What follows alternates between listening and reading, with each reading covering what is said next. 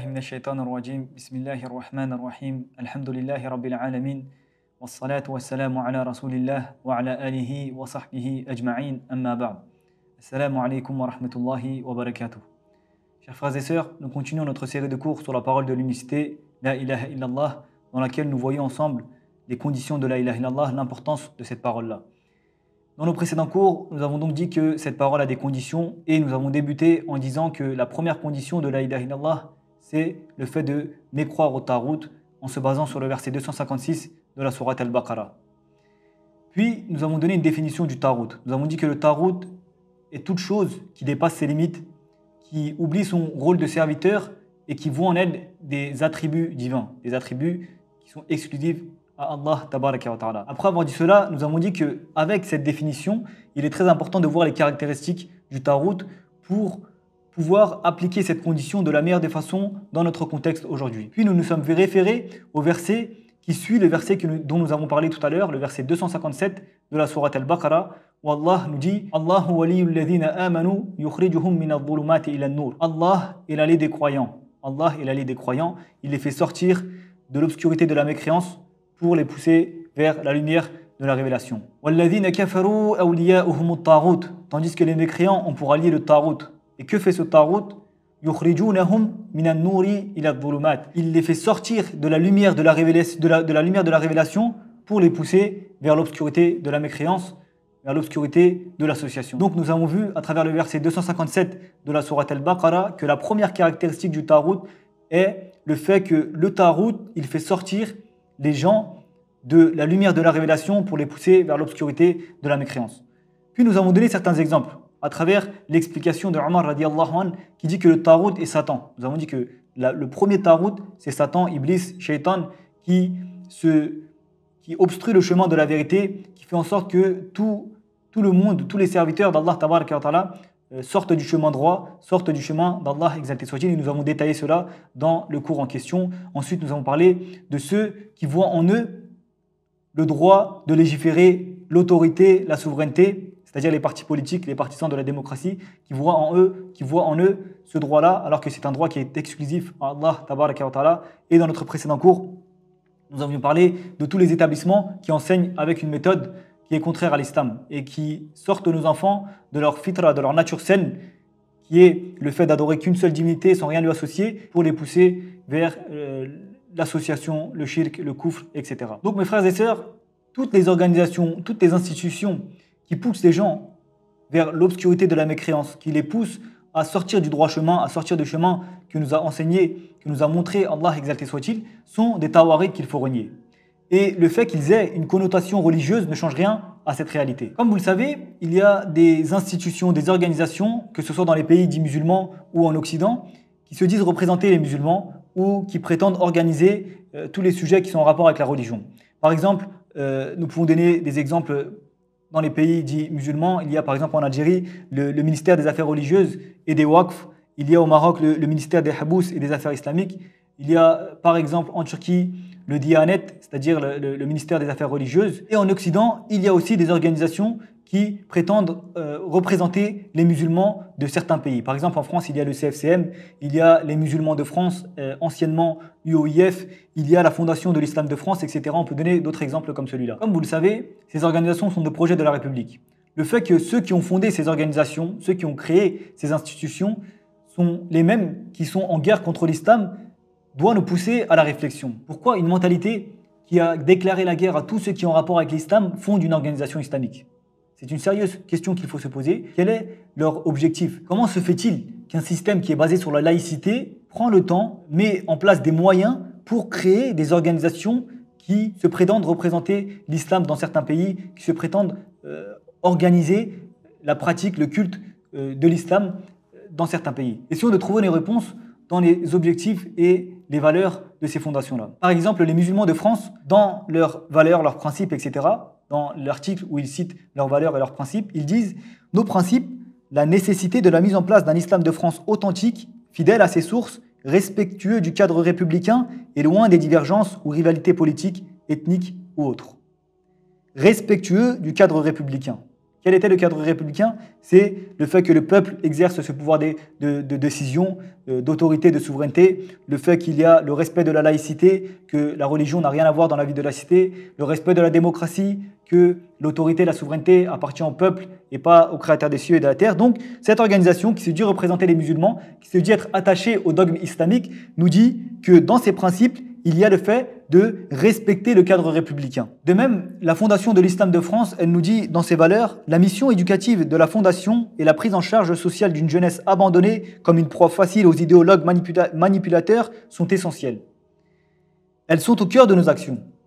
Cela commence par la formation profane des cadres religieux musulmans que nous finançons à travers l'octroi de bourses afin de suivre un diplôme universitaire mettant en exergue le principe de la laïcité. Mettant en exergue le principe de la laïcité. Donc, une organisation qui se prétend représenter les musulmans de France nous dit qu'elle a comme objectif la formation de cadres religieux à travers des diplômes universitaires qui mettent en pratique, qui mettent en exergue le principe de la laïcité. Nous pouvons donner d'autres arguments pour essayer de comprendre l'objectif de la création de ces organisations, mais rien qu'à travers ces exemples, nous pouvons d'ores et déjà dire que le but de ces organisations est de mettre la religion au service de l'État et d'utiliser les mosquées pour faire respecter et inculquer leurs valeurs. En effet, ces organisations sont des projets, ces mosquées qui sont contrôlées par ces organisations sont des projets, les mimbars sont des intermédiaires à l'endormissement du peuple par la religion et à la légitimation du système par la religion par le biais de ces mosquées contrôlées par ces organisations. Aussi, nous pouvons parler d'une charte qui a été discutée et signée il y a quelques années de cela, dont le but est d'encadrer la pratique de l'islam en France. Cette charte est la charte de l'islam de France. Et comme vous savez, il y a quelques années de cela, elle a été discutée par l'État, par les organisations, ces organisations-là. Il y a certaines organisations qui l'ont signée, d'autres qui ne l'ont pas signée. Mais ici, on voit à travers cette charte-là quel est le réel but de ces organisations. Dans cette charte, il y a certains articles qu'il est important de voir ensemble. Il y a un article dans cette charte qui nous dit « Nous proclamons solennellement notre adhésion à cette charte destinée à préciser les fondements de notre mission en lien avec les valeurs républicaines. Ce faisant, nous réaffirmons d'emblée que ni nos convictions religieuses ni tout autre ne seraient supplantés, c'est-à-dire ne seraient passés devant les principes qui fondent le droit et la constitution de la République. » Que nous dit cet article-là? Donc, pour résumer, il nous dit que les valeurs de la République, les principes de la République sont supérieurs aux valeurs de l'islam et aux principes de l'islam. Cette charte, elle est signée par qui? Par ces organisations dont je vous ai parlé tout à l'heure. Donc, ces organisations qui ont pour but de représenter l'islam, de représenter les musulmans, elles nous expliquent à travers leurs principes et leurs valeurs, et à travers aussi cette charte-là, par exemple, que les principes de la République, les principes et les valeurs de la République sont supérieurs aux principes de l'islam, aux valeurs de l'islam. Le dogme de l'islam, vous savez, il nous dit que les ordres et les interdictions d'Allah sont au-dessus de tout.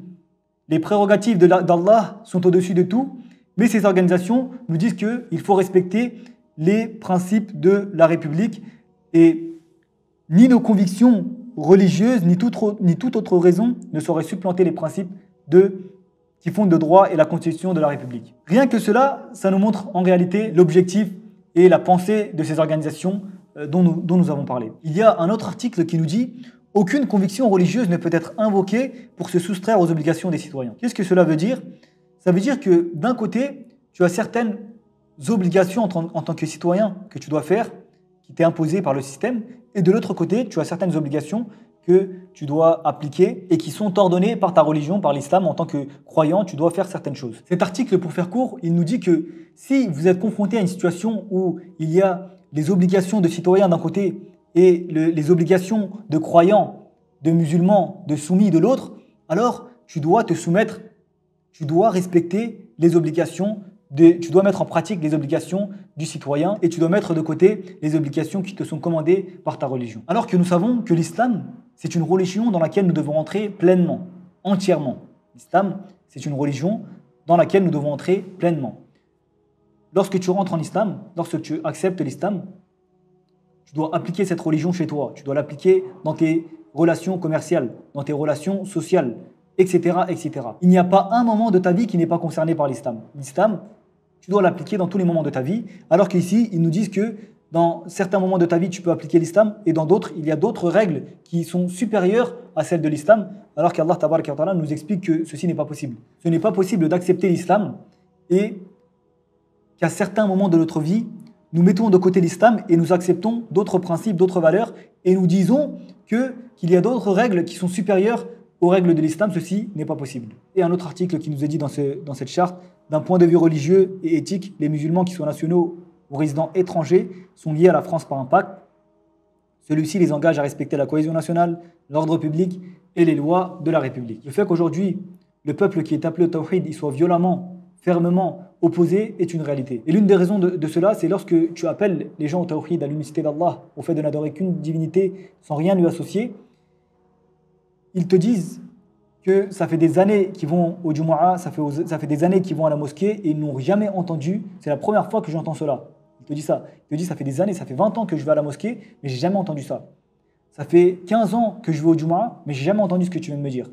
Alors que tu lui expliques des sujets qui sont les bases de la religion, les sujets qui sont les bases de la religion, le tawhid, l'unicité d'Allah, tabaraka wa ta'ala, le fait de renier toutes les fausses divinités, le fait de renier le tarut. Tarut, c'est un terme qui est religieux, c'est un terme qui vient d'Allah, tabaraka wa ta'ala, mais aujourd'hui, lorsque tu prononces cette phrase-là, lorsque tu prononces ces termes-là, tu vois que les gens ils sont opposés et il y en a même qui disent que c'est un égarement extra-religieux.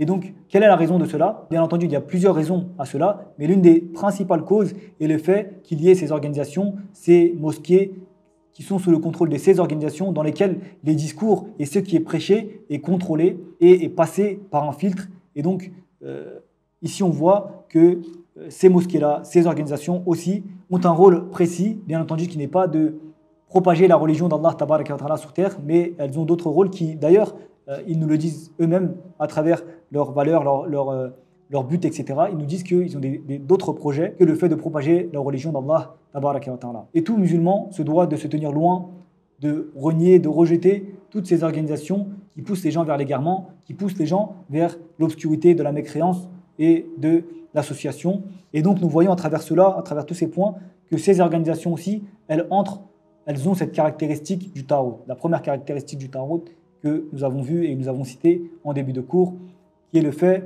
de sortir les gens de la vérité, de sortir les gens de la lumière, comme Allah tabaraka wa ta'ala nous dit, yukhrijunahum minan nuri ila dhulumat. Il les fait sortir de la lumière de la révélation pour les pousser vers l'obscurité de la mécréance. Ces organisations entrent dans cette catégorie-là et c'est en quoi le musulman se doit de les renier, de les rejeter et de se tenir loin d'elles et d'appeler les gens à cela. Nous demandons à Allah Azza wa Jal qu'il nous protège des maux des tawarit, qu'il fasse que nous puissions appliquer sa religion comme il le souhaite et qu'il raffermisse nos pas. Subhanaka rabbika rabbil izzati amma yasifun wa salamun ala al-mursalin walhamdulillahi rabbil alamin.